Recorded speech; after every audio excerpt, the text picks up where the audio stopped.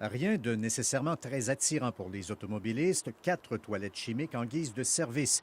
On a même vu un automobiliste aller se soulager derrière un conteneur à déchets plutôt que de les utiliser. Plein de campeurs, plein de gens qui arrêtent avec leur famille. Il y avait des tables à pique-nique, on pouvait manger.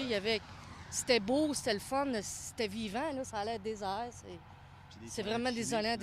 Ça donne pas le goût d'arrêter du tout. Les toilettes chimiques, puis pour les camionneurs, aucune douche à nulle part. La halte de la 40 Ouest à Maskinongé est officiellement considérée comme fermée. Un bon flot de véhicules s'y arrête quand même continuellement. Il en passe chaque jour 11 000 sur cette portion de la 40. Ça peut être assez contrariant pour les automobilistes parce que de l'autre côté, sur la travée Est, se trouve depuis 2010 un parc routier très bien pourvu en commodité. Le luxe d'un côté, le dénuement de l'autre. C'est pas normal parce que, en tout cas, du côté ontarien, là, il y a des belles haltes routières avec des Tim Hortons, on peut manger. C'est pas l'idéal. Sur la travée ouest, le bâtiment sanitaire d'Essuet avait été démoli par Transport Québec en 2016. Le service de cantine y avait été aboli. Il ne semble toujours pas que Transport Québec ait de plan pour aménager cet emplacement. Il n'était prévu que de le garder ouvert et disponible pour la pause obligatoire des routiers. Mais c'est pas des vraies toilettes, là. Quelqu'un avec des enfants qui veulent changer les couches, qui veulent...